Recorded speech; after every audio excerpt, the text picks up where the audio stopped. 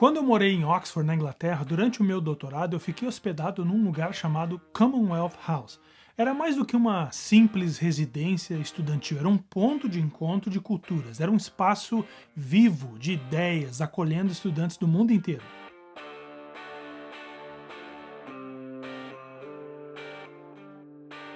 E para quem ama história e livros, o endereço era um verdadeiro presente a poucos passos da Old Bod, ou a Old Bodleian Library, e a Radcliffe Camera, as bibliotecas mais famosas de Oxford, e também da Biblioteca de Arqueologia e do Mundo Antigo, que era onde eu estudava mais. Só que o bônus mesmo estava bem na minha frente. Christ Church College, com sua imponente cathedral, que eu podia ver todos os dias só atravessando a rua. E olha, aquela catedral é de tirar o fôlego. Mas o que mais me impressionou nem foi a beleza não, foi a história que ela carrega.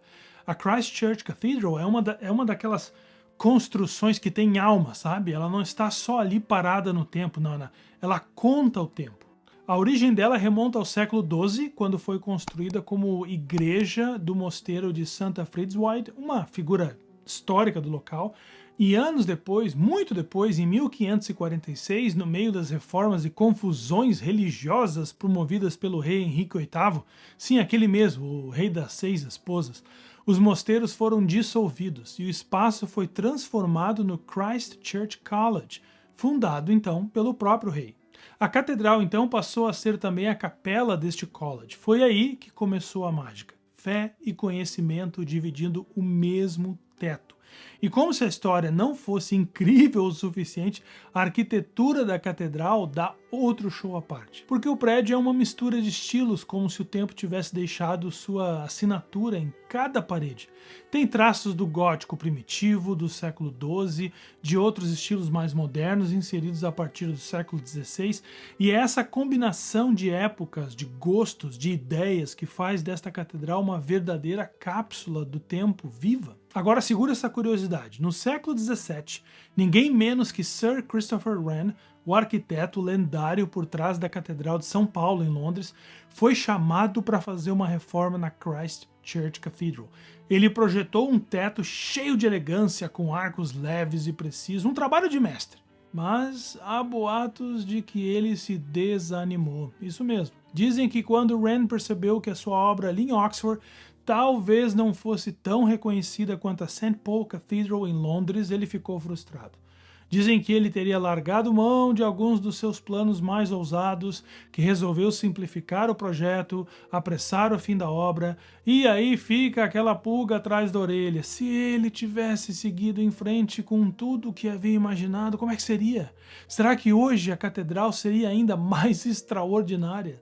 Esse tipo de história mexe com a gente, não é? Porque no fundo ela fala de algo que todos nós já sentimos.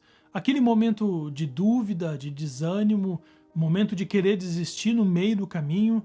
Mesmo os grandes como Sir Christopher Wren, um famoso arquiteto, enfrentam isso.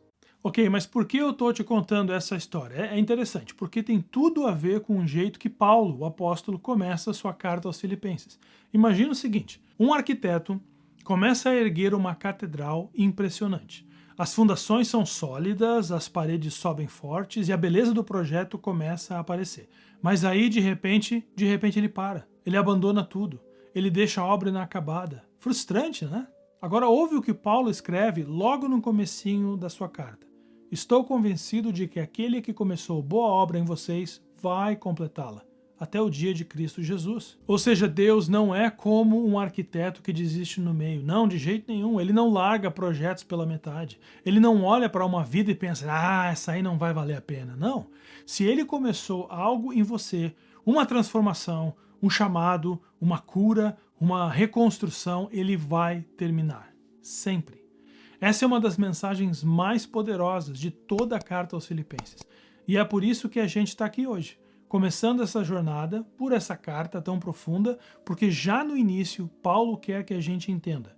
O que Deus começou na sua vida tem um propósito, e Ele mesmo vai levar isso até o fim. E no próximo vídeo a gente vai mergulhar nos primeiros 11 versículos dessa carta, e ver como Paulo reafirma essa verdade para a igreja de Filipos.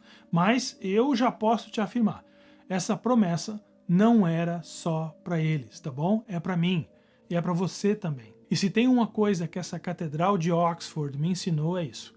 Mesmo quando o ser humano fraqueja, mesmo quando a gente desacredita, mesmo quando tudo parece lento ou inacabado, Deus continua trabalhando.